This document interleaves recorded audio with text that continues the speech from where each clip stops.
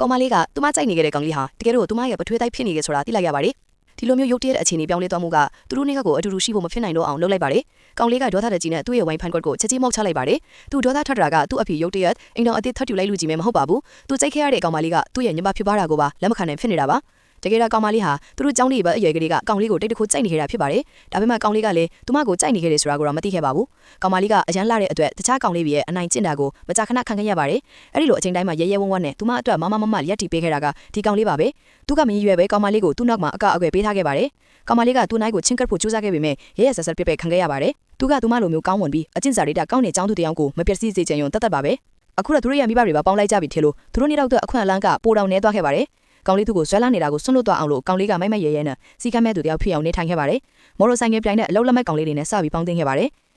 ကောင်လေးတခြားသူတွေနဲ့ဆိုင်ကယ်ပြိုင်ဖို့လုပ်နေတဲ့အချိန်မှာကောင်မလေးကရောက်လာပြီးတာမိုးကြိုးစားခဲ့ပါတယ်ဒီနေ့ကသူတို့အခေရဲ့မွေးနေ့ထီတဲ့အိမ်ပြန်ချရအောင်လို့ပြောခဲ့ပါတယ်ဒါပေမဲ့ကောင်လေးကအစိုးဆုံးစကလုံးလေးနဲ့သူမကိုမောင်းထုတ်ဖို့ကြိုးစားခဲ့ပါတယ်သို့ပေမဲ့လည်းခေါင်းမာတဲ့ကောင်မလေးကနောက်မဆုတ်ပဲသူ့ဆိုင်ကယ်ရှေ့မှာရက်နေခဲ့ပါတယ်ဒီနေ့တော့သူ့ကိုအိမ်ခေါ်သွားဖို့စိတ်မိုင်းချရတယ်လို့ပြောခဲ့ပါတယ်ကောင်လေးကလည်းတွန့်ဆုံမနေပဲသူမစီတဲကမောင်းသွားခဲ့ပါတယ်ဒါပေမဲ့ကောင်မလေးမျက်လုံးပွင့်ကြည့်လိုက်တော့သူကသူမဘေးနားမှာရက်ကနေလာကိုမြင်လိုက်ရပါတယ်သူမကောင်ပြင်းဖို့တောင်အချိန်မရခင်မှာကောင်လေးကသူ့ဆိုင်ကယ်နောက်ကအမျိုးသမီးကိုဆင်းသွားဖို့ပြောလိုက်ပါတယ်ကောင်မလေးကိုစိတ်ပူနေတာတွေမဖြစ်စေဖို့အတွက်သူကပြိုင်ပွဲကိုလက်လျှော့လိုက်ပြီးသူမနဲ့အတူအိမ်ပြန်လိုက်သွားခဲ့ပါတယ်အိမ်ပြန်ရောက်နောက်မှာကောင်မလေးကအတွေးတွေရက်တက်လို့မရပဲစိတ်ပူပန်နေခဲ့ပါတယ်ကောင်လေးကဖက်ရှင်ကြားတဲ့ကောင်မလေးတွေကိုကြိုက်တယ်လို့သူမထင်ခဲ့ပါတယ်ဒါပေမဲ့သူ့အမေကတော့သူမကိုအလွန်အကျွမ်းဖော်ပြနေတဲ့အဝတ်စားတွေဝတ်ခွင့်မပြုခဲ့ပါဘူး